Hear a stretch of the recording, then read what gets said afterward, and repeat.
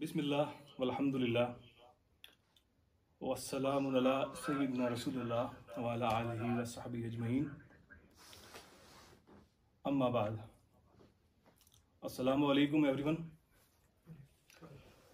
After praising Almighty Allah and sending peace and blessings upon the Holy Prophet, his blessed family and his noble companions, I pay my humble regards to all of you and my special thanks to the whole team of Truth Seekers Club, Mumbai, Maharashtra, for organizing this online session and providing an opportunity to share knowledge. I am sincerely thankful to you for inviting me and considering me a person who is nothing more than a very minor and humble student of knowledge to deliver this lecture. For that, Jazakallahu khairan. Now, without wasting any time, I think we should come to my topic straightly. The topic I have been given by the Truth Seekers Club is the golden age of Islam and today's Muslims. So I request all of you that please be mentally present and so that our motive could be achieved. Our motive always remains the understanding. For that, I will use the room language, the mixed language. We have so many audience from all over the state, even from the outside of the state. So let's come to the topic: the golden age of Islam and today's Muslims. I have divided this lecture into 5 parts. 5 हिस्से किए हैं मैंने इस अपने topic के. These 5 parts में इसमें जो पहला हिस्सा रहेगा, we will discuss the Islamic perspective of education, or we can say the Islamic perspective of knowledge.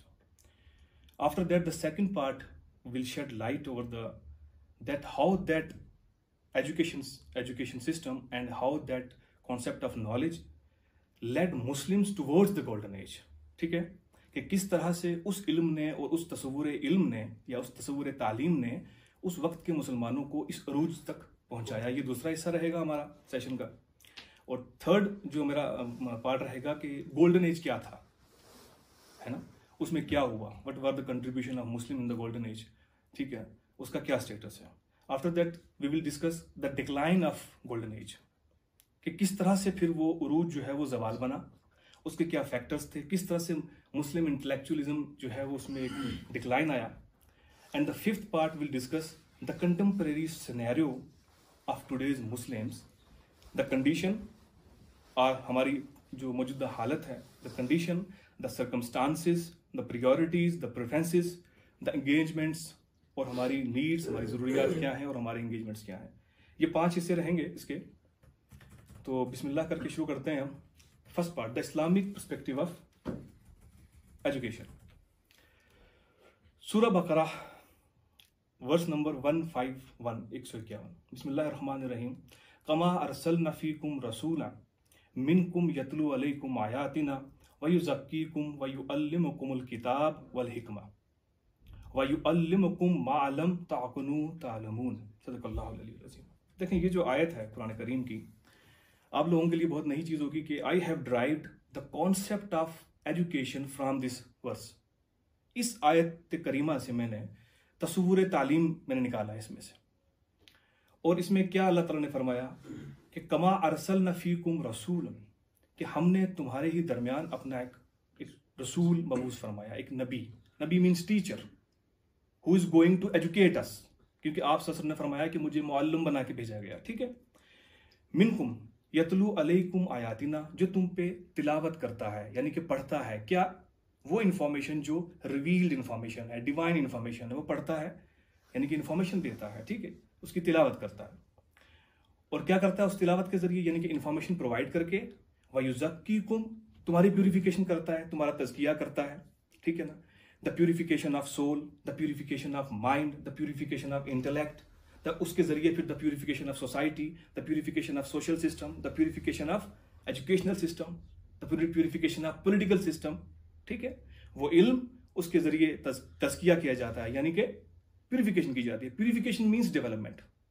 ठीक है, ये करता है। और फिर क्या करता है, वयुअल्लिमुकुमुल किताब वल हिकमा, और तुम्हें किताब की हिकमत सिखाता है, उस किताब में जो हिकमत है वो सिखाता है, विजडम अता करता है। और वयुअल्लिमुकुम मा लम ताकुनू तालिमून, और तुम्हें वो कुछ बताता है जो तुम नहीं जानते। सो इस वर्ष में से हमें क्या पता लगा कि एक इल्म है, जिस इल्म को कहीं पर जब पहुंचाया जाएगा तो उस इल्म के जरिए प्यूरिफिकेशन होगी, यानी कि डेवलपमेंट होगी, और डेवलपमेंट हर किस्म की होगी, ठीक है। और उस इल्म में से हिकमत भी निकलेगी, और उस इल्म में से जो है क्या बोलते हैं, हम उस इल्म के जरिए वो कुछ जानेंगे जो हम पहले नहीं जानते हैं। आपको क्लियर होगी ये चीज? ठीक। अब ये जो आयत है सूरह बकरा की आयत number 151, we have similar verses, मतलब बिल्कुल इसी कंटेक्स्ट की वर्सेस हमारे पास और भी है कुरान करीम में। वो है सूरह बकरा की आयत नंबर 129, सूरह आले इमरान की आयत नंबर 164, सूरह अल जुमा की आयत नंबर 2, जिनमें बिल्कुल यही कॉन्टेक्स्ट बयान किया गया है कि अंबिया इसलिए आते हैं और वो ये काम करते हैं, ठीक है। Now come to the second point, practical implication of education. मैं ये सब इसलिए बता रहा हूं ताकि हम वहां पहुंचने से पहले हम बैकग्राउंड समझ लें कि वहां तक पहुंचे किस चीज की बुनियाद पर, ठीक है। तो प्रैक्टिकल इम्प्लीकेशन ऑफ एजुकेशन क्या होगी? एजुकेशन आपको समझ में आ गई, एजुकेशन किस चीज का नाम है कुरान के कॉन्सेप्ट में। और प्रैक्टिकल इम्प्लीकेशन एजुकेशन की कैसे हो जाएगी? वो सिर्फ इस डेफिनेशन को समझने से नहीं होगी, उसमें हमारे पास 3 चीजें बोलते हैं, कलेक्टिवली उन 3 चीजों को लिंक करके हमें उसको प्रैक्टिकली अप्लाई करना होगा, तब जाके हम प्रैक्टिकल इम्प्लीकेशन ऑफ एजुकेशन कर पाएंगे सोसाइटी में। वो 3 चीजें क्या है? पहली चीज है इल्म, वो तो हमें पता लग गया, इल्म, मालम ताकुनू तालिमून, वो इल्म है, बता रहा है हमें, नबी बता रहे हैं, ठीक है। उसके बाद दूसरी चीज, इल्म के साथ खाली इल्म है तो कुछ नहीं होगा, इल्म के साथ दूसरी चीज है अक्ल, इंटेलेक्ट। दूसरी चीज, ये बड़ी ध्यान से आप लोग सुने, दूसरी चीज आ गई अक्ल, और तीसरी चीज है तफक्कुर। ये 3 चीजें जुड़ेंगी तो वो एजुकेशन प्रैक्टिकली सोसाइटी में इंपैक्ट करेगी, वरना खाली इल्म रहेगा, वो पढ़ा रहेगा, अकल कोई जोड़ नहीं रहा साथ में, अकल मौजूद भी हो किसी में लेकिन वो उसको यूटिलाइज नहीं कर रहा, तफक्कुर नहीं कर रहा, तो वो कहां से इल्म को मतलब प्रैक्टिकल कर पाएगा। तो ये 3 चीजें आप समझ लें, मैंने आपको पहले बता दिया, एजुकेशन, फिर इल्म, अक्ल और तफक्कुर, ये है प्रैक्टिकल इम्प्लीकेशन। इसमें हम आ जाएंगे सबसे पहले इल्म पर, नॉलेज। मैं आपको एक चीज बता दूं आपकी इंफॉर्मेशन के लिए कि ये जो टॉपिक है ये बड़ा लेंथी है, बट मैंने इसको बहुत कट शॉर्ट करके बहुत ब्रीफली आपको बहुत सारी चीजें मैं बताना चाह रहा हूं, वरना इसके एक एक पॉइंट पे अलग से एक एक लेक्चर होता है। इल्म क्या है, इस पे कई घंटे बात की जा सकती है, बट मैं थोड़ा सा आपको इंशाल्लाह बताऊंगा। नॉलेज क्या है? टू अंडरस्टैंड और to get the reality of something, किसी चीज की हकीकत को समझ जाना, इसे इल्म कहते हैं। अपने आप में किसी शक में ना रहना, किसी जन में ना रहना, है ना, किसी चीज की हकीकत को पहुंच जाना, इसको इल्म कहा जाता है। और to realise the nature of a thing, ठीक है, और इसको फिर उसकी जात के लिहाज से भी हकीकत में जानना और उसकी सिफात के लिहाज से भी हकीकत में जानना, इसको हम इल्म कहते हैं। इल्म की बहुत अहमियत है इस्लाम में। कुरान करीम में बेशुमार आयात हैं और रसूल पाक सल्लल्लाहु अलैहि वसल्लम की बेशुमार अहादीस। सूरह ज़ुमर की आयत नंबर 12, क्या वो जो इल्म रखने वाले हैं और वो जो इल्म ना रखने वाले हैं वो बराबर हैं, ठीक है। और इसके अलावा दर्जनों आयतें और हैं जहां पे अल्लाह पाक ने इल्म की अहमियत हमको बयान की है। आप इसमें अदर वर्सेस हैं, सूरह आल इमरान की आयत नंबर 7, सूरह निसा की आयत नंबर 162, सूरह मरियम की आयत नंबर 43, सूरह अंबिया की आयत नंबर 74 एंड सो ऑन, ठीक है। इसके बाद अहादीस नबवी आपको बेशुमार मिलेंगी जिसमें आप सल्लल्लाहु अलैहि वसल्लम ने फरमाया कि हर मुसलमान मर्द औरत पे इल्म हासिल करना फर्ज है। इल्म हासिल करो चाहे तुम्हें चीन तक जाना पड़े, so on, there so many हदीस। मैं आपको सिर्फ जो है बुनियादी कॉन्सेप्ट बता के आगे चल रहा हूं, ठीक है। दूसरी चीज मैंने क्या बताई थी इल्म के बाद? अक्ल। अक्ल के बारे में इंटेलेक्ट, ये अक्ल जो है, देखिए इसके बारे में कुरान पाक में मल्टीपल वर्ड्स इस्तेमाल हुए हैं, याकिलून, ताकिलून, है ना जी। और अक्ल की बहुत अहमियत बयान की गई। और आप देखेंगे तो सूरह, फॉर एग्जांपल सबसे बेहतरीन आयत जो मुझे इसमें इस कंटेक्स्ट में लगती है सूरह अनफाल की आयत नंबर 22 है, जिसमें अल्लाह ताला ने इरशाद फरमाया इन्न शर्र दुआब बिइंदिल्लाह सुम्मुल बुकमुल लजीना ला याकिलून, जो अकल इस्तेमाल नहीं करता, सही बोलता नहीं, सही सुनता नहीं, वो जानवरों में भी सबसे बदतर है। और जानवरों में सबसे बदतर इसलिए कहा क्योंकि जानवर भी इस्तेमाल करता है, तो जब बंदा इस्तेमाल नहीं करेगा तो ऑब्वियसली जानवरों से भी बदतर हो जाएगा। इसके अलावा अक्ल की इंपॉर्टेंस में सूरह अल बकरा की आयत नंबर 44, 73, 75, 76, 164, सूरह आल इमरान की 65, 118, सूरह अल माइदा की 58, 103, सूरह अल अनाम में, सूरह अल अराफ में, सूरह अनफाल में, यूनुस में, हूद में, यूसुफ में आपको बेशुमार आयतें मिलेंगी, क्योंकि हम सबको डिस्कस नहीं कर सकते, हमारा टॉपिक दूसरा है। तो आपको पता लग गया कि अक्ल की भी बहुत अहमियत, क्योंकि बाज लोग कहते हैं कि अक्ल शायद अहम नहीं है दीन में, अक्ल बहुत अहम है, अक्ल को बहुत ज्यादा अहमियत दी गई है कुरान करीम में, और रसूल अकरम सल्लल्लाहु अलैहि वसल्लम की हदीसें बेशुमार हैं अक्ल के ऊपर। ठीक है, ये आ गया। इसके बाद तीसरा जो हमारा मैंने बताया, तीसरी चीज क्या थी? इल्म, अक्ल और तफक्कुर। तफक्कुर जो है इसका मतलब सिंपल होता है सोचना, किसी चीज पे गौर व फिक्र करना। तफक्कुर का रूट वर्ड है फिक्र, फिक्र से ये चीज निकली है। और कुरान करीम में फिक्र का लफ्ज भी इस्तेमाल हुआ, तफक्कुरू का भी लफ्ज इस्तेमाल हुआ, ततफक्कुरू का भी इस्तेमाल हुआ, यतफक्कुरून का कुरूना का भी इस्तेमाल हुआ, ततफक्कुरूना का भी इस्तेमाल हुआ। ठीक है, और इसमें आप जैसे फॉर एग्जांपल सूरह रोम की आयत नंबर 21 है, जिसमें अल्लाह ताला ने इरशाद फरमाया, वमिन आयातिही इन्ना खलक लकुम मिन अनफुसिकुम अज़वाजा लितस्कुनु इलैहा वजअला बैनकुम मवद्दता व रहमता इन्न फी ज़ालिका लिआयाति लिकौमिन यतफक्कुरून। उन लोगों के लिए जिनको तफक्कुर करने वाले हैं। यहाँ पे मैरिज की डेफिनेशन है पूरी, वो इंशाल्लाह फिर कभी बताऊंगा, क्योंकि वो भी बता नहीं सकता। यहाँ पे तफक्कुर, क्योंकि मैरिज पे बाकी चीजों पे गौर फिक्र किया जाता है, मैरिज की डेफिनेशन पे तफक्कुर नहीं किया जाता, इसीलिए मैरिड क्राइसिस चल रहा है सोसाइटी में। तो आपको पता लग गया। इसके अलावा सूरह बकरा की आयत नंबर 219, 266, सूरह आल इमरान में, सूरह अल अनाम में, सूरह अराफ में, यूनुस में, नहल में, रूम में, सबा में, जुमर में, हश्र में, मुदस्सिर में तफक्कुर को डिस्कस किया गया है, तफक्कुर को मेंशन किया गया है। तो आपको पता लग गया कि तीनों चीजें अहम है जो मैंने आपको बुनियाद बताई, किसकी? एजुकेशन की। अब इसी तरह अहादीस भी हैं, आप सल्लल्लाहु अलैहि वसल्लम तफक्कुर के बारे में बहुत बयान किया गया है। तफक्कुर फिद दीन के बारे में बयान किया। आप सल्लल्लाहु अलैहि वसल्लम ने फरमाया कि अल्लाह ताला जिसके ऊपर बेहद खुश होता है, मेहरबान होता है, तो उसको तफक्कुर फिद दीन अता करता है। और एक शायद मुझे लगता है माज़ इब्न जबल को या हजरत अबू ज़र गिफ़ारी को या किसी को आप सल्लल्लाहु अलैहि वसल्लम ने उनसे हदीस मरवी है कि आप सल्लल्लाहु अलैहि वसल्लम ने मुझे कहा कि तुम्हें एक आयत पे तफक्कुर गौर व फिक्र करके समझना 1000 नफल नमाज से अफजल है। तफक्कुर की इतनी अहमियत है हमारे दीन में। अब आपको पता लग गया कि एक एजुकेशन सिस्टम जिसके अंदर इल्म भी था, इल्म नाफे था, तफक्कुर था, अक्ल का इस्तेमाल था, और फिर उसको प्रैक्टिकली सोसाइटी के अंदर लागू किया गया। सिर्फ नौकरियां हासिल करने के लिए नहीं, आप समझ रहे, सिर्फ पेट भरने के लिए नहीं, बल्कि सोसाइटी के अंदर उसको प्रैक्टिकली डेवलपमेंट के लिए और purification of each and every system के लिए उसको लागू कर दिया गया।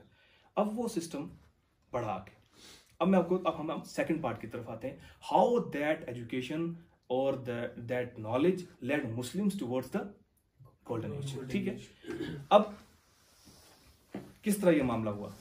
याद रखें कि अर्ली एजुकेशनल डेवलपमेंट जो मुस्लिम्स में हुई वो कैसे हुआ कि आप सल्लल्लाहु अलैहि वसल्लम ने 23 साल तबलीग की, आप सल्लल्लाहु अलैहि वसल्लम ने सहाबा किराम को जो है तरबियत की, तालीम सिखाई, इल्म दिया, और फिर आप सल्लल्लाहु अलैहि वसल्लम की मान लो 632 के अंदर आप सल्लल्लाहु अलैहि वसल्लम की वफात हो गई है, और ये है हमारी 7th सेंचुरी। ठीक है, 632। और उसके बाद खिलाफत राशिदा, राशिदुन कैलिफेट का टाइम स्टार्ट हो गया, और राशिदुन कैलिफेट में ही सबसे पहले कुरान की कंपाइलेशन हुई। अब देखिए हम जो है वो एक लिटरेरी कल्चर की तरफ जाने लगी है उम्मत। कुरान की कंपाइलेशन होगी, कुरान किताब की शक्ल में आ गया। ठीक है, फिर उसको डिस्ट्रीब्यूट किया गया, लोग उसको पढ़ने लग गए। ठीक है, but unfortunately towards the end of खिलाफत राशिदा कुछ डिस्प्यूट्स आ गए, कुछ सिविल वार्स आ गए, जिसकी वजह से थोड़ा सा अनरेस्ट हो गया उम्मत मुस्लिमा में।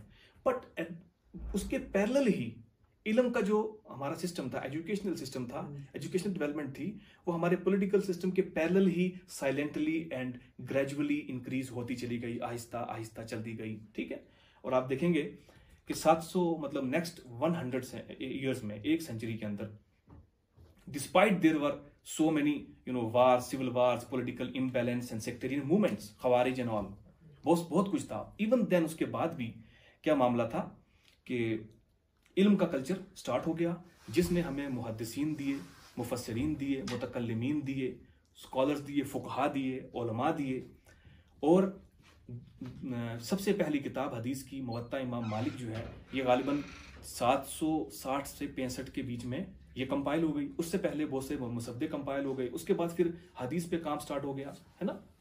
आप समझ लें कि जो 8th सेंचुरी है इसके अंदर बुक्स का फिर कल्चर स्टार्ट हो गया, और अल्टीमेटली फाउंडेशन बेस क्या बना, the various Quranic injunctions and the prophetic traditions अहादीस मुबारका which places values on education, ठीक है, and emphasizes the importance of acquiring knowledge, आप समझ गए, played a vital role in the influencing the Muslims of this age and in their search for knowledge and development of science. इसने मजबूर किया, इस तफक्कुर ने, मैंने आपको बताया, उस इल्म ने, उस सोच ने वो मुसलमानों को जो है वो साइंस की तरफ, तफक्कुर की तरफ लेके चली गई। और इस तरह से उन मुहद्दिसीन ने, मुफस्सिरीन ने, मुतकल्लिमीन ने जब लिखना शुरू कर दिया, किताबें लिखी जा रही हैं, अल्टीमेटली एक दुनिया का one of the best education का कल्चर जो है वो मुस्लिम सिविलाइजेशन के अंदर मतलब डेवलप होना शुरू हो गया, ऑलमोस्ट डेवलप हो गया। और यहाँ से हम इंटर हुए कहाँ पर, गोल्डन एज के अंदर, क्योंकि गोल्डन एज का टाइम समझ लें आप, मतलब यही बस 8th सेंचुरी से लेके 13th या, ठीक है ना, वहां तक, ठीक है, 1258 मान के चलिए। अब गोल्डन एज में क्या हुआ, गोल्डन एज के अंदर Islamic golden age was a period of cultural, economic and scientific flourishing in the history of Islam, traditionally dated from the 18th century, वो 8th century, sorry, मैंने को बताया, till 14th century.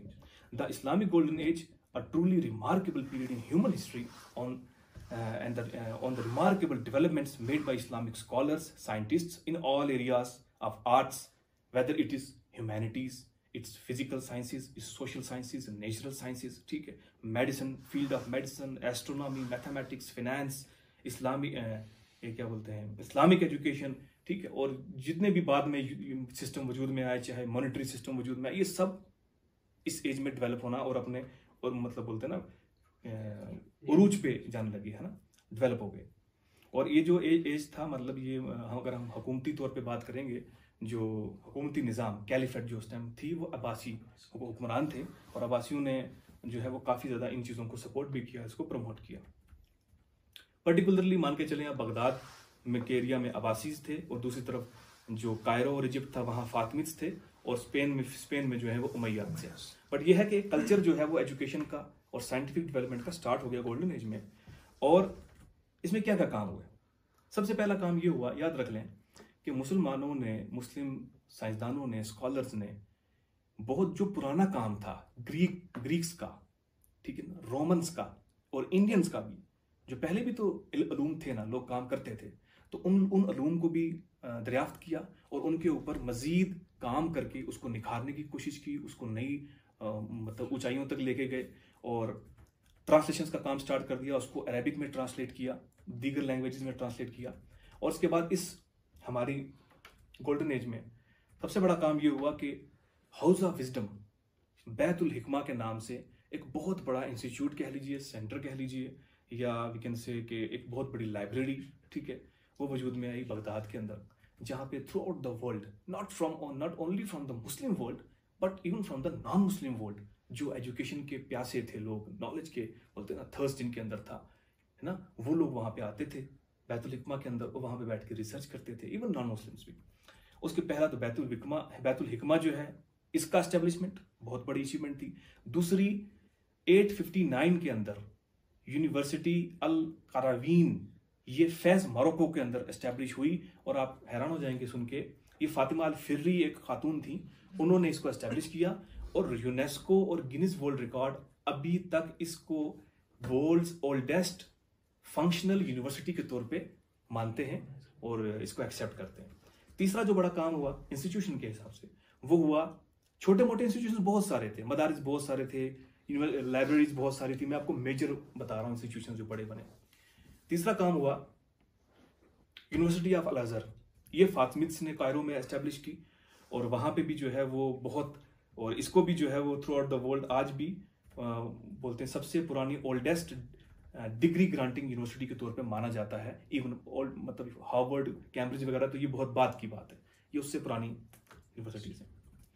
Now different fields of knowledge and sciences जो golden period के अंदर जो develop हुई, और गोल्डन पीरियड के अंदर जिनको जो है वो दवाम मिला।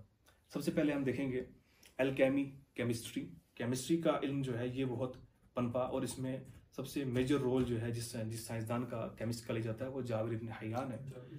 और आप जाबिर इब्न हयान है, लेकिन आप ये चीज़ जान के हैरान होंगे कि जाबिर इब्न हयान खुद बहुत सारे ताबीन और अतबा ताबीन जो हमारे फुकहा थे, स्कॉलर्स थे, आइम्मा थे, वो उनका भी शागिर्द था, जैसे इमाम जाफर सादिक का शागिर्द था। और उसके अलावा और भी बहुत सारे स्कॉलर्स, वो सब लोग मल्टीपल फील्ड्स के एक्सपर्ट्स थे, याद रखें आप। इनमें कोई भी, क्योंकि वो हमारे तरह के लोग नहीं थे, ठीक है ना, उनके अंदर थर्स्ट था, उनको एजुकेशन का पता था। हम लोग एक फील्ड को भी सही से नहीं पढ़ते, और उतना ही पढ़ते हैं जितनी हमें डिग्री की जरूरत है। वो लोग मल्टीपल फील्ड्स के अंदर, एक बंदा मैथमेटिशियन भी था और साथ में केमिस्ट भी था, केमिस्ट्री का भी इल्म रखता था। एक जो है वो एस्ट्रोलॉजिस्ट भी था और साथ में जो है मैथमेटिशियन भी था, फिजिस्ट भी था। तो अलग अलग फील्ड में काम करते थे। तो जाबिर इब्न हयान ने काम किया इसमें, अबू बकर अल राजी ने काम किया, जाबिर इब्न हयान ने sulphur mercury theory of metals दिया, ठीक है ना। उसके बाद establishment of theoretical framework in alchemy and chemistry उसका काम है। और उसके बाद हमारा अबू बकर अल राजी ने जो है earliest systematic classification of chemical substances पे काम किया, ठीक है।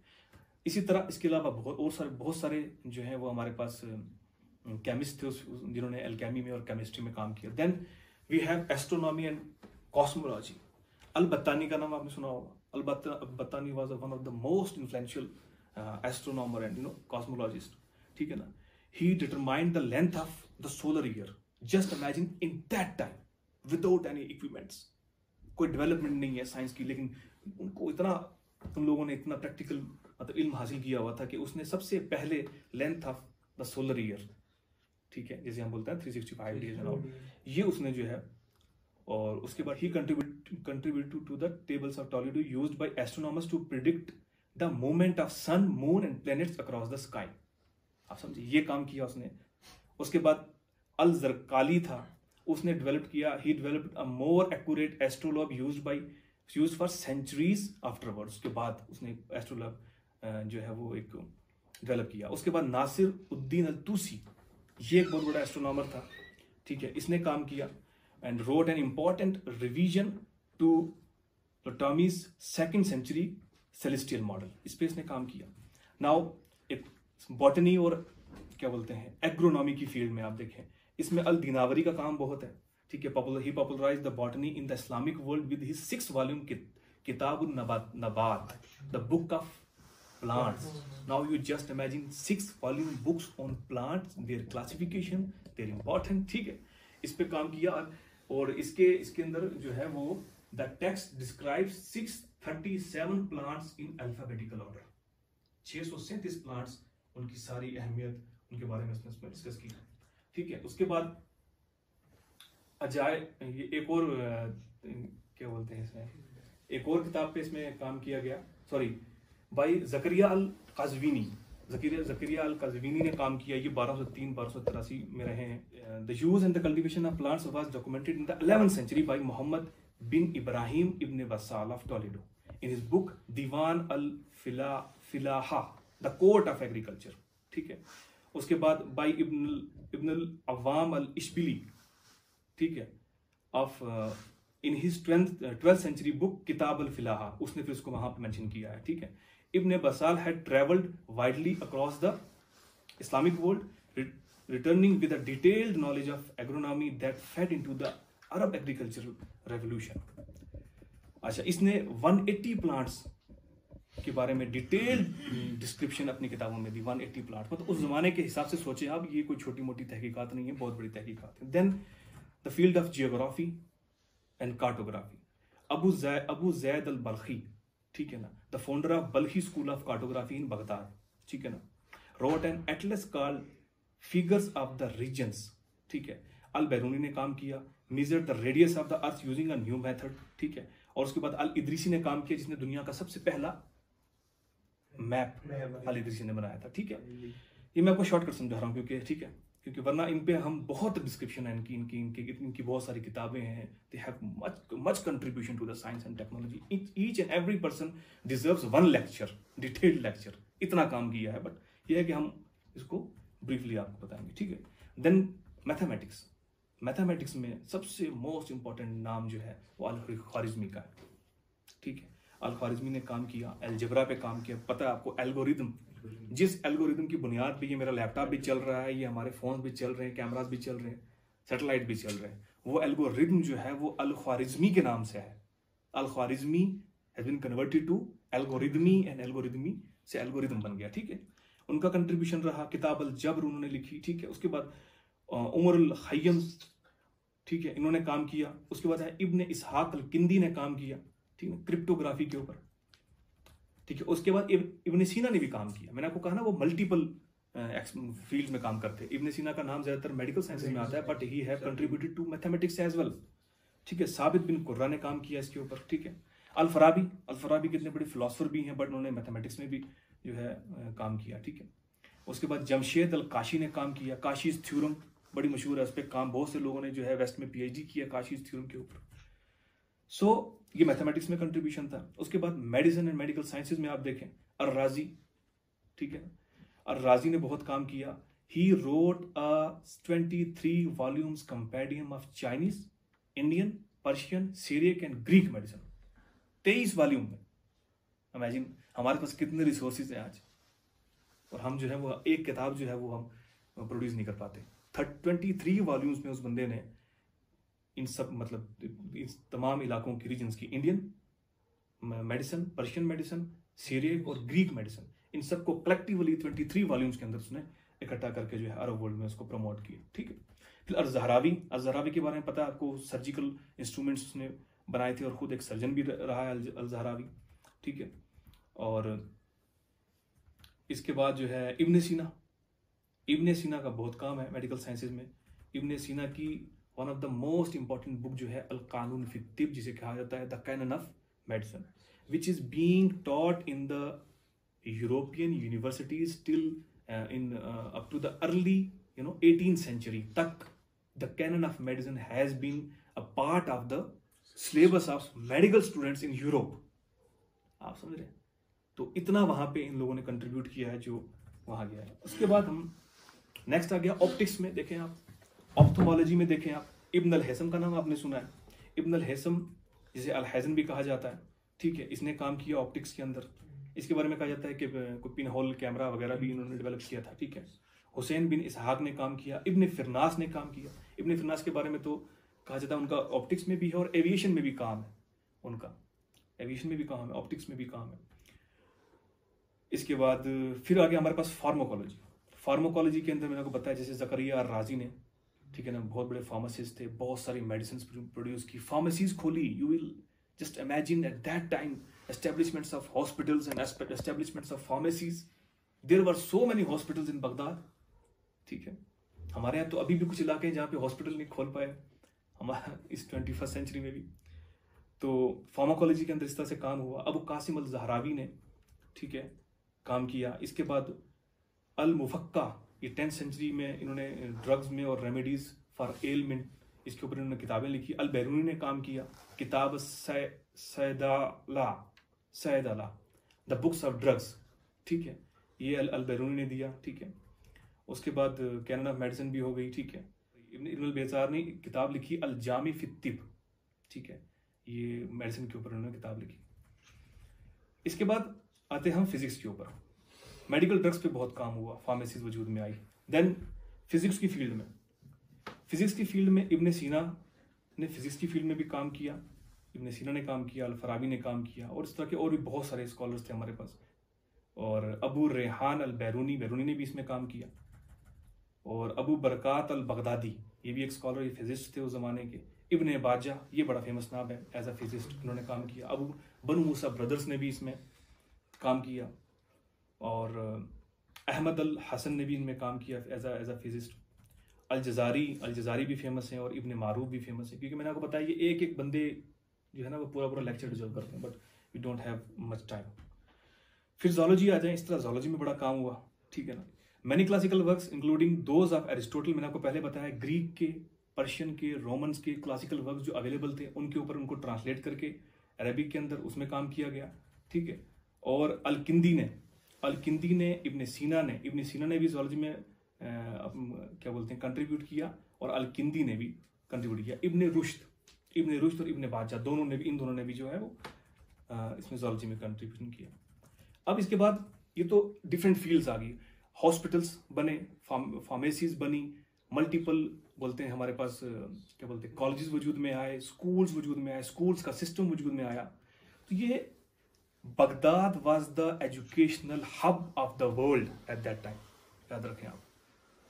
Even from the Spain and Europe में भी जो लोग towards the end of the golden as, क्योंकि ग्लोबल विलेज तो था नहीं उस टाइम, वर्ल्ड लोगों को पता नहीं होता था कि एक हिस्से में क्या चल रहा है दूसरे हिस्से में क्या चल रहा है, but those who were aware about the these मतलब यू ना कंटेम्प्रेरी वर्ल्ड, जो उनको पता था लोगों को, तो वो बगदाद में आते थे स्टडी करने के लिए। ज्यूज आते थे, क्रिश्चियंस आते थे, वहाँ मुस्लिम स्कॉलर्स के पास बैठते थे, पढ़ते थे।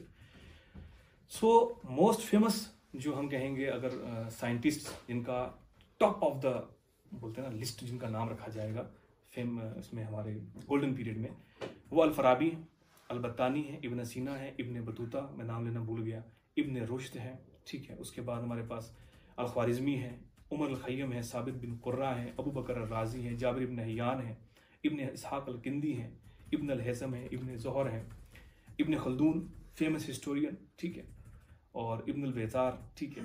ये सब लोग हैं। इतना बड़ा कंट्रीब्यूशन हुआ गोल्डन पीरियड में। और आपको पता है ये सिलसिला चला कहां से, मैंने आपको पहले बैकग्राउंड बताई थी।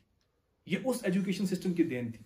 जब एजुकेशन सिस्टम आपका सिर्फ फोकस करेगा पेट पर, प्रोडक्टिविटी पे कोई फोकस नहीं रहेगा, सोसाइटी में कंट्रीब्यूट क्या करना है अपने अपने अपने इल्म से।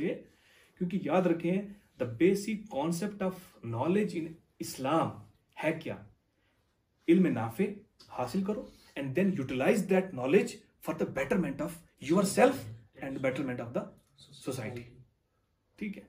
उसी के जरिए आपने मार्फत इलाही भी हासिल करनी है, उसी के जरिए आपने अपनी तज़किया नफ्स भी करना है, उसी की डिफरेंट डायमेंशन से आपने अपने पॉलिटिकल निज़ाम भी ठीक करना है, अपने सोशल निज़ाम भी ठीक करना है, आपने अपना तालीमी निज़ाम भी ठीक करना है, अपने माशरती निज़ाम भी ठीक करना है, ठीक है ना, अपने माशियात को ठीक करना है, इन सब चीज़ों को ठीक करना है। यही एजुकेशन सिस्टम, एजुकेशन कॉन्सेप्ट है हमारे इस्लाम का।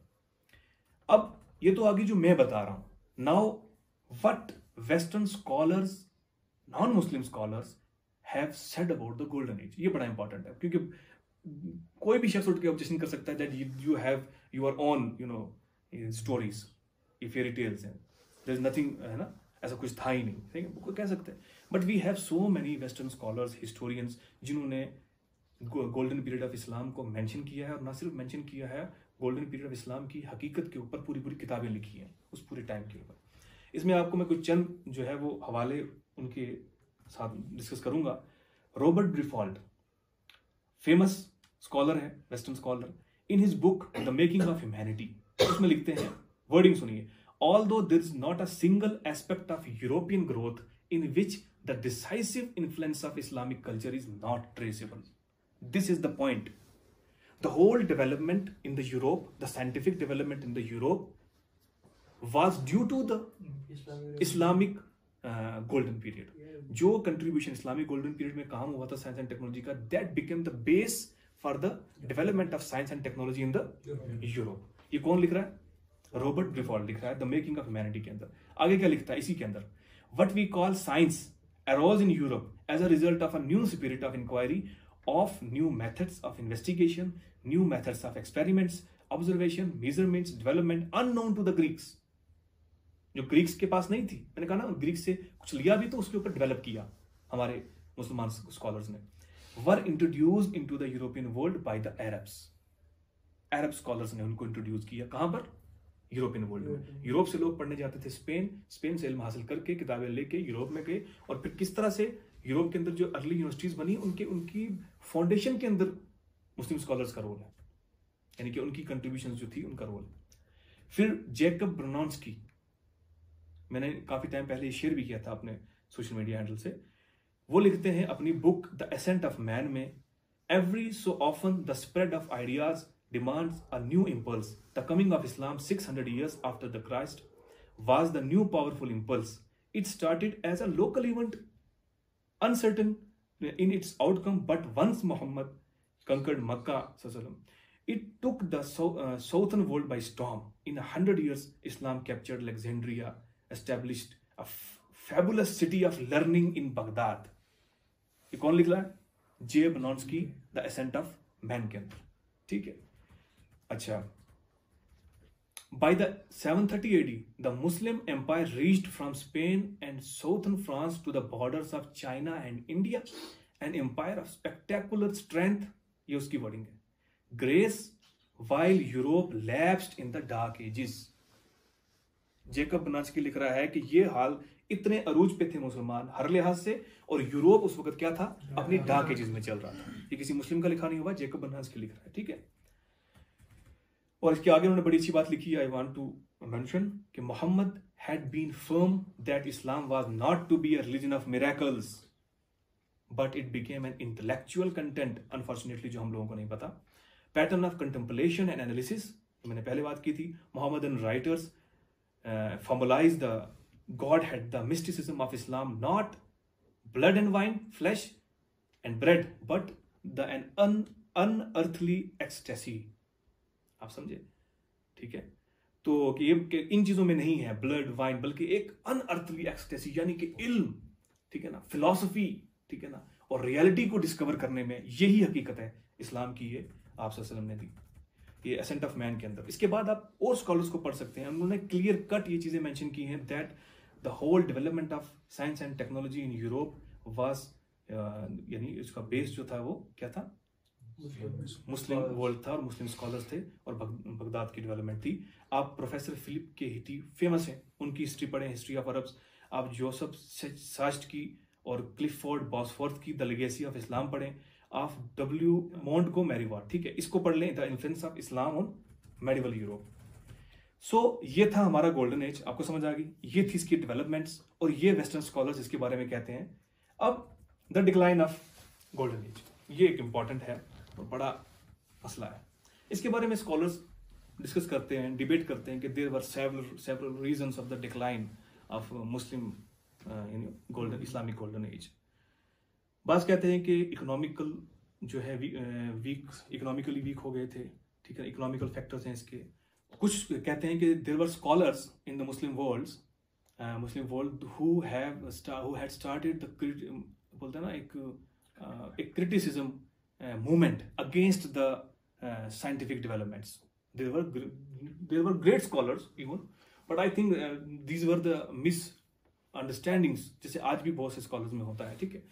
तो कुछ स्कॉलर्स ने कंडेम करना स्टार्ट कर दिया, क्रिटिसाइज करना स्टार्ट कर दिया. कुछ कहते हैं कि this also became the reason कि लोग जो हैं वो साइंटिफिक डेवलपमेंट की तरफ और साइंसेस की तरफ जाने से हिचकिचाना शुरू कर दिया लोगों ने, और लोग वहां से पीछे हटने लगे. ये तो मल्टीपल रीजन है, बट एक बड़ा इंपॉर्टेंट रीजन जिसकी तरफ मैं आप लोगों को लेके जाना चाहता हूँ, which became one of the most basic factor in the decline of Muslim world, that is sectarianism. Yes, sectarianism was one of the factor of that. क्या हुआ, आप याद रख लें एक चीज इंपॉर्टेंट, डिसएग्रीमेंट्स आज से नहीं है, इख्तलाफात आज से नहीं है. इख्तलाफात शुरू हो गए थे प्रॉफिट सल्लल्लाहु अलैहि वसल्लम की वफात से शुरू हो गए थे. सहाबा कराम इंसान थे, इल्मी इख्तलाफात भी होते थे, फिक्री इख्तलाफात भी होते थे, और सियासी इख्तलाफात भी हुए, जिसकी वजह से आपको पता है बाद में मामलात भी हुए. इतने सारे इख्तलाफात, डिसएग्रीमेंट्स एंड डिस्प्यूट्स होने के बावजूद एक चीज उन तमाम लोगों में रही, वो ये थी यूनिटी. उन्होंने अपनी मसाजिद अलग नहीं की, उन्होंने अपने आप को अलग अलग नाम नहीं दिए. जंगें भी हुई, लेकिन उन्होंने अपने आप को टाइटल्स डिफरेंट नहीं दिए. यही वजह है कि स्टार्टिंग के अंदर हमें कोई एक खवारिज को छोड़ के हमें कोई फिरका और नजर नहीं आता है. बाद में स्कूल ऑफ थॉट्स वजूद में आए, जंगें होती रही, लेकिन एक दूसरे का जनाजा भी पढ़ते रहे. आप समझे, एक दूसरे को मुसलमान कंसीडर भी करते रहे. यहां तो अभी जंग नहीं है हम लोगों में, लेकिन हम फिर भी एक दूसरे को मुसलमान कंसीडर करने के लिए तैयार नहीं है. तो ये जो कलेक्टिव बोलते हैं ना ग्रोथ थी मुसलमानों की, without any sectarianism and without any groupism. याद रखें, मैं बता रहा हूं कि स्कूल ऑफ थॉट्स भी वजूद में आए, स्कूल ऑफ थॉट्स भी बने, मकातिब फिक्र भी बने, लेकिन जो सिचुएशन होती है ना एक सेक्टेरियनिज्म में एक दूसरे को बर्दाश्त ना करने की, तलखी वाली सिचुएशन, वो क्रिएट नहीं हुई थी. फिर वो आहिस्ता आहिस्ता क्रिएट होना स्टार्ट हुई. गोल्डन पीरियड ऑफ इस्लाम में मुसलमान कलेक्टिवली ग्रोथ कर रहे थे. There were Shias, there were Sunnis, there were Hanafi, Shafi, Maliki, सब थे. आप समझे, मुतज़लिस भी थे, कदरिया, जबरिया भी थे. इश्यूज भी हुए, प्रॉब्लम्स भी हुए, बट ये है कि एजुकेशन के मामले में, साइंसेस के मामले में सब मिलजुल के जो है वो तरक्की की राह के ऊपर गामजन थे. बट हुआ क्या, देन सेक्टेरियनिज्म जो है पनपना स्टार्ट कर गया. इसी पीरियड के अंदर आस्ता आस्ता। उसके रीजंस क्या थे? अब्बासी जो हुक्मरान था अल मुस्तहसिम बिल्लाह, और उसका बेटा था, उसका नाम था अबू बकर। ये अहले सुन्नत आइडियोलॉजी रखते थे। इनका वजीर था, उसका नाम था इब्न अल कमी, वो अहले तशी था, शिया था, वजीर था, वो अहले तशी था। लेकिन एक कल्चर डेवलप हो गया इनका मुनाजरे का। वो इधर से जो हुक्मरान का बेटा था वो वहां से लीड करता था मुनाजरे को, और ये जो वजीर था ये यहाँ से लीड करता था मुनाजरों को। और ऑफिशियली मुनाजरों के नोटिस निकाले जाते थे, मुनाजरे होते थे, गली चौराहे नुक्कड़ मस्जिद हर जगह के ऊपर डिबेट्स होना स्टार्ट हो गए एक दूसरे को, और वो डिबेट्स की तलखी बढ़ती चली गई, आपस में लोग किनारा कश होना स्टार्ट हो गए। अब जो हमारा फोकस था ना इल्म के ऊपर, वो फोकस शिफ्ट होने लग गया सेक्ट्स के ऊपर, सेक्ट्स की तरफ चला गया। सेक्टेरियनिज्म अपने अपने सेक्ट्स को डिफेंड करने में लग गए। और आपको ये बताऊं कि जब 1252 में अटैक हुआ, हलाकू खान ने 1254 में आई थिंक है ना, जब ये सीज ऑफ बगदाद हुआ, तो हलाकू खान ने डायलॉग करने के लिए कहा। उसने डायरेक्ट हमला नहीं कर दिया था, ये भी आप याद रखें, ये बहुत से लोगों को नहीं पता। ऐसे नहीं उठ के डायरेक्ट हमला कर दिया था। उस जमाने में भी कुछ लोगों के कुछ नाम्स होते थे, कुछ कंडीशंस होते थे, वो ऐसे उठ के किसी पे हमला नहीं करते थे। पहले बात करते थे, हमारी शर्तें हैं, ये शर्तें मान लो, इन कंडीशंस पे आ जाओ आप। तो पहले डायलॉग के लिए किया तो उन्होंने मना कर दिया, और फिर दोबारा डायलॉग के लिए किया, फिर मना कर दिया, लेकिन उसके मना करने के साथ कुछ बुरा भला भी कहा। और ये सारी जो है ये इब्न अल कमी जो वजीर था, ये उसकी एडवाइस के ऊपर किया जा रहा था। There were many opinions of scholars वो जो कहते हैं कि भाई क्योंकि ये वहां पे उस वक्त शिया सुन्नी तजाद भी था, तो इब्न अल कमी क्या था? शिया था, ये सुन्नी थे, तो उसकी एडवाइजेस जो थी वो उसके अंदर हिपोक्रेसी थी, उस जानबूझ के भी कर रहा था। स्कॉलर्स ने लिखा है ऐसा, आप समझ रहे हैं। लेकिन रीजन क्या था? सेक्टेरियनिज्म, आपस में सेक्टेरियन बेसिस के ऊपर एक दूसरे को हिट करना, ये रीजन था इसका। तो इसकी एडवाइसेस के ऊपर जो अब्बासी कालिफ था उसने मना कर दिया डायलॉग से। अल्टीमेटली हलाकू खान ने जो है हमला कर दिया। And you will not believe, आप हैरान हो जाएंगे, ऑफिशियली तो 10 लाख कहा जाता है कि कमो बेश 10 लाख मुस्लिम जो हैं उनको वहां पे मैसेकर किया गया बगदाद के अंदर। और देयर आर अदर सोर्सेस जो कहते हैं 23 लाख, 23 लाख कोई छोटा नहीं होता। यहाँ पे 8 लोग कहीं पे एक्सीडेंट से, हादसे में हलाक हो जाते हैं तो हम लोग हिल जाते हैं। यू जस्ट इमेजिन 10 लाख लोगों को मार दिया गया, ठीक है। फिर उसके बाद मैं आपको रेफरेंस दूंगा अभी। उसके बाद लाइब्रेरीज सारी तबाह कर दी गई, हॉस्पिटल्स सारे तबाह कर दिए गए, सारी किताबें फाड़ दी गई। स्कॉलर्स लिखते हैं कि किताबों के ऊपर, क्योंकि उस टाइम जो बाइंडिंग होती थी वो लेदर की होती थी, तो हलाकू खान की फौज ने, ये मंगोल थे ये, इन्होंने अपनी उन किताबों को फाड़ के फेंका और उनकी लेदर यूज की है अपने शूज बनाने के लिए। आप समझे, लेदर नहीं वेस्ट किया, और किताबें भी फेंक दी और लाइब्रेरीज भी जला दी। और ये सारा आप, ये सारी जो डिटेल है कि जो डिक्लाइन हुआ, इसके फैक्टर्स क्या थे, इसके रीजंस क्या थे, ये आप एक पढ़ेंगे किताब जो है, ये है the religion and the rise and the fall of Islamic science. ये हार्वर्ड से पब्लिश हुई है, ये भी खालिद रोहेब की बुक है, ठीक है। उसके बाद डब्ल्यू विलियम्स कॉपर की बुक है challenges of the Muslim world present past and future, इसके अंदर भी ये चीजें डिस्कस की गई। वारेन ई गेट्स की बुक है the spread of ibn Khaldun ideas on climate and culture, इनके अंदर भी ये चीजें डिस्कस की गई हैं, ठीक है। और इस तरह की बहुत सारी बुक्स हैं जिनके अंदर, और बाज़ाब्ता सीज ऑफ बगदाद के ऊपर अलग से किताबें मौजूद हैं। The rise of Baghdad and fall of Baghdad के ऊपर भी बुक्स मौजूद हैं, यहाँ पे वो सारी डिटेल। ये हमारा चौथा पार्ट मुश्किल से कंप्लीट हो गया क्योंकि डिटेल बहुत है। अब ये लास्ट पार्ट जो है हमारा, the contemporary scenario, today's Muslims, the conditions, their circumstances, priorities. इसमें सबसे पहले आप याद रखें कि जो मैंने आपको फैक्टर्स बताए द राइज ऑफ मुस्लिम्स के, सेम आर द फैक्टर्स जो हैं आज हमारे फॉल के फैक्टर्स। सबसे बुनियादी फैक्टर मैंने आपको बताया था एजुकेशन, जहां से सिलसिला शुरू हुआ था कि किस तरह से सहाबा किराम, ताबईन, अतबाउ ताबईन में लोग स्कॉलर्स बने, ठीक है, आगे जाके साइंसदान बने, फिलोसफर्स बने, और वो लोग फिर उन लोगों ने किस तरह से लीड किया एजुकेशन की मूवमेंट को, और अल्टीमेटली गोल्डन पीरियड ऑफ इस्लाम। याद रखें, गोल्डन पीरियड ऑफ इस्लाम को गोल्डन किसी और वजह से नहीं कहा जाता, सिर्फ एजुकेशन, साइंस और टेक्नोलॉजी की वजह से गोल्डन कहा जाता है, और कुछ भी गोल्डन नहीं है। ऐसा नहीं कि कोई गोल्ड का वो बड़ा खजाना था हमारे पास, नहीं, सिर्फ इल्म की बुनियाद पे कहा जाता है। और मुस्लिम सिविलाइजेशन का जो उरूज है वो इल्म ही की बुनियाद पे हुआ था। ठीक है, अब इस वक्त कंटेम्परेरी सिनेरियो है क्या हमारा, आप उठा के देख लें, 56 कंट्रीज के आसपास मुस्लिम नेशंस हैं। अब उनकी लिटरेसी रेट चेक कर लें। अरब वर्ल्ड, पैसा बहुत बहुत पैसा है ना, डॉक्टर्स बाहर से आने मंगवा रहे हैं, इंजीनियर्स बाहर से मंगवा रहे हैं। यूएई बिल्डिंग्स देखें, दुनिया की 60% क्रेन्स जो है बड़ी, वो अबू धाबी और दुबई में है भाई, लेकिन उनके पास अपने डॉक्टर्स नहीं है, इंजीनियर्स नहीं है, साइंटिस्ट नहीं है। कहां से आ रहे हैं, बाहर से, बिकॉज उस तरफ ध्यान ही नहीं, जिस तरफ ध्यान होना चाहिए था वो हम खुद नहीं कर। ये बुनियादी वजह है हमारे इस वक्त कंटेम्प्रेरी सिनेरियो में मुसलमानों की खस्ता हाली की बुनियादी वजह एजुकेशन है। मुसलमानों को, मुस्लिम सिविलाइजेशन को अगर दोबारा से ग्रो करना है हर लिहाज से, तो उनको एजुकेशन पे फोकस करने की ज़रूरत है। और एजुकेशन पे फोकस करने की ज़रूरत इस लिहाज से नहीं है कि that you have to just, बोलते ना, think about your bread and butter and your jobs and your career. ठीक है, that's good, you should focus on that, it's a part of our life, but that is not the sole purpose of education. अगर Einstein का वही purpose होता ना, तो फिर Einstein साहब किसी कोई क्लर्क के ओहदे से रिटायर होकर चले जाते। आप समझ रहे हैं, ठीक है ना। अलेक्जेंडर फ्लेमिंग और madam Marie Curie and Charles Babbage और इतने बड़े बड़े, जो अभी मैं यूरोपियन की एग्जांपल दे रहा हूं, पहले तो हम कर चुके बात उनकी, मैं यूरोपियन की जो साइंटिस्ट हैं उन सब ने कंट्रीब्यूट किया। अल्फ्रेड नोबल, एडिसन, ये बल्ब हमारा चल रहा है एडिसन की देन है, आप समझ रहे हैं। ये मोबाइल फोन जो है ग्राहम बेल की देन है। अगर उन लोगों ने इल्म को महज जॉब के लिए या कैरियर उस एंगल में हासिल किया होता, तो उन लोगों ने इतना कंट्रीब्यूट नहीं किया होता सोसाइटी में। ये कंट्रीब्यूशन उनका कि हम लोग जो हैं वो इतने फैसिलिटेट है, आज हमारा वर्ल्ड इतना इजी है।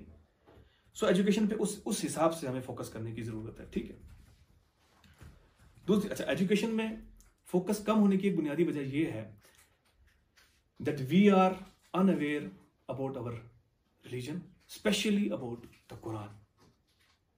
Majority of the Muslims don't read Quran. वो रीड करते ही नहीं है मेजॉरिटी। जो थोड़े से हैं जो करते हैं वो उस लिहाज से नहीं करते जिस लिहाज से करना चाहिए। कितना फरमाया, तफक्कुरून यतफक्कुरून लियाकुलून लिकौमिन याकुलून लिकौमिन तफक्कुरून, कितनी जगह फरमाया।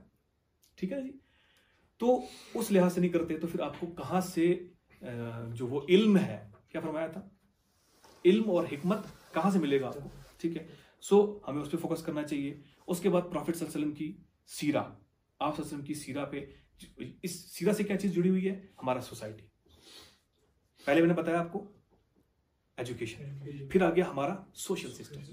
यू जस्ट आप अपनी नजर घुमाएं अपने सराउंडिंग में, आप देख लें हमारे सोशल वैल्यूज क्या हैं, हमारे मोरल वैल्यूज क्या हैं। आप 2 मिनट के लिए बस स्टैंड पे खड़े होकर देखें ड्राइवर्स किस तरह बात करते हैं आपस में।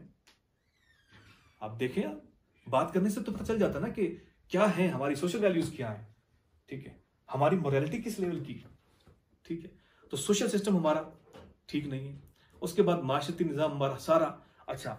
उसके बाद इस्लाम को प्रीच करने का तरीका ठीक नहीं है, प्रीचिंग ऑफ इस्लाम ठीक नहीं है। उसके बाद मिस इंटरप्रिटेशन ऑफ रिलीजन है।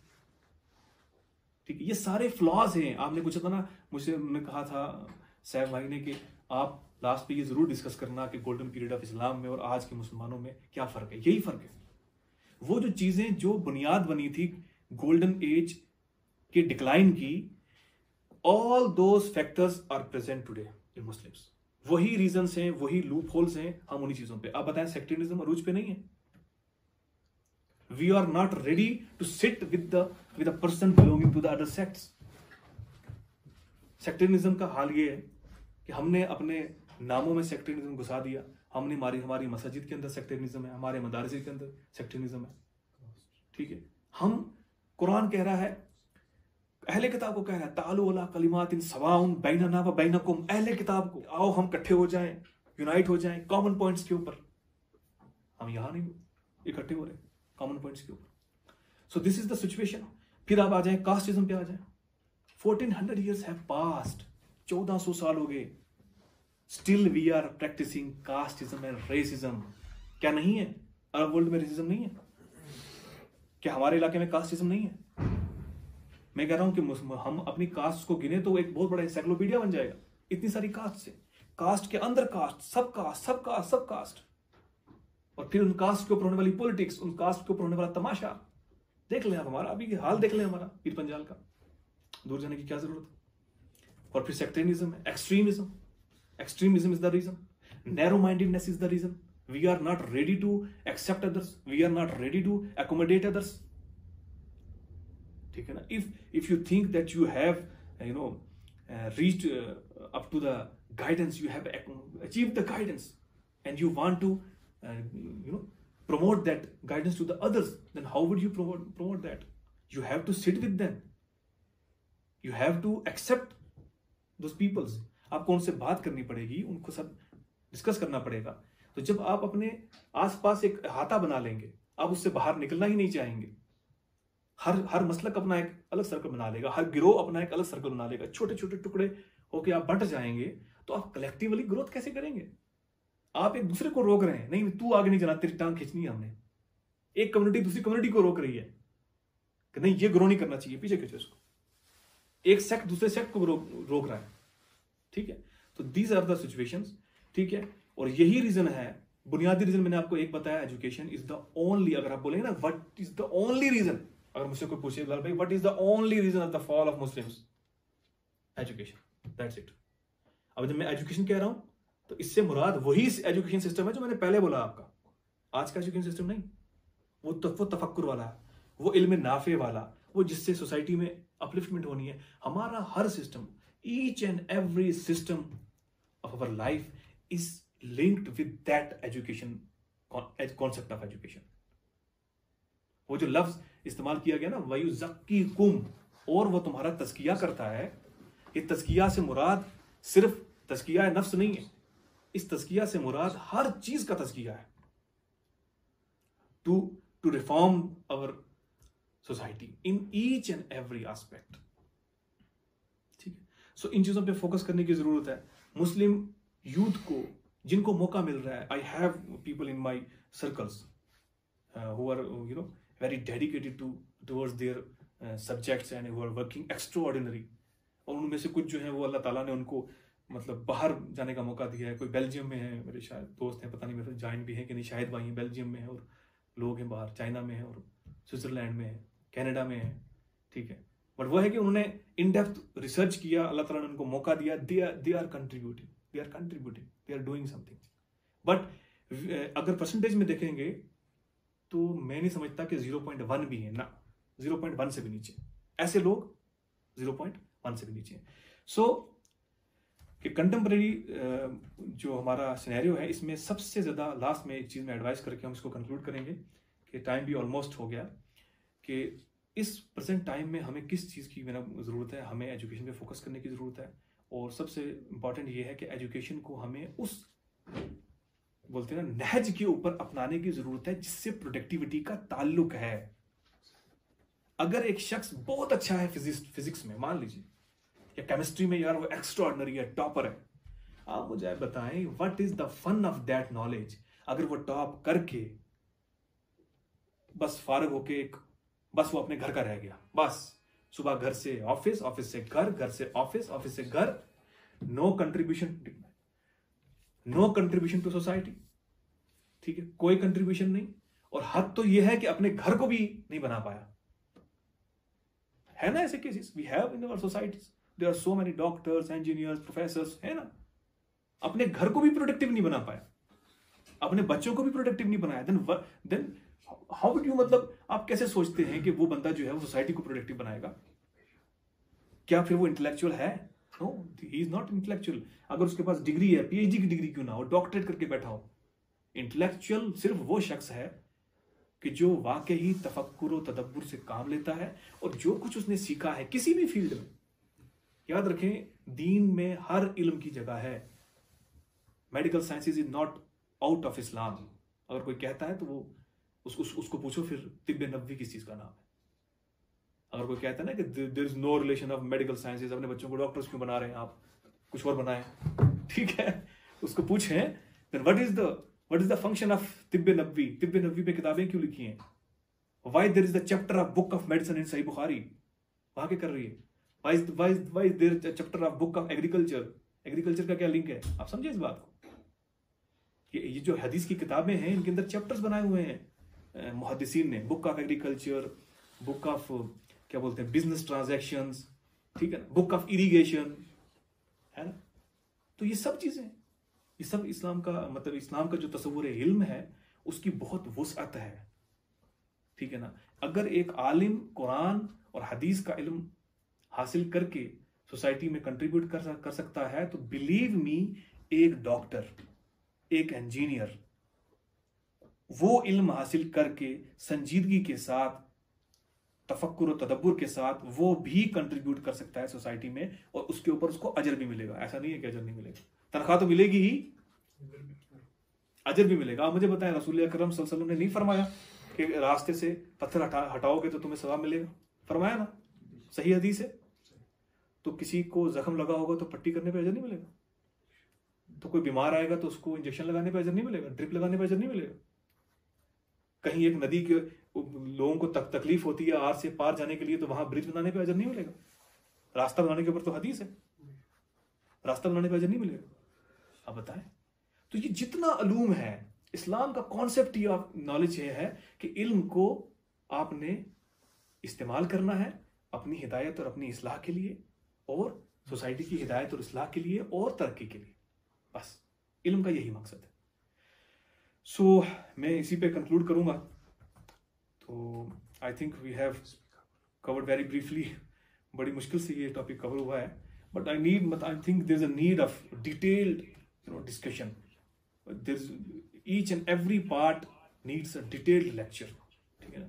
और मैंने बहुत लिमिटेड करके आपको जो है समझाने की कोशिश की है कि ये जो रेलिवेंस है मुसलमानों का गोल्डन पीरियड का जो राइज था वो ऐसे था, उसका फाल जो था वो ऐसे था, देन उसका जो हमें जो दोबारा से अगर अपने आप को राइज करना है, सिर्फ और सिर्फ एजुकेशन उसका सोल बोलते हैं ना नीड है इस दौर के अंदर। अगर हम एजुकेशनली साउंड है, ठीक है ना, तभी हम साइंस एंड टेक्नोलॉजी की फील्ड में आगे निकल पाएंगे, और वही चीज़ हमारे दरवाजे खोलेगी कि हम दोबारा से तरक्की की राह पर गामजन हो सकें, और वही चीज़ बुनियाद बनेगी लोगों की इस्लाह, लोगों की इस्लाह की।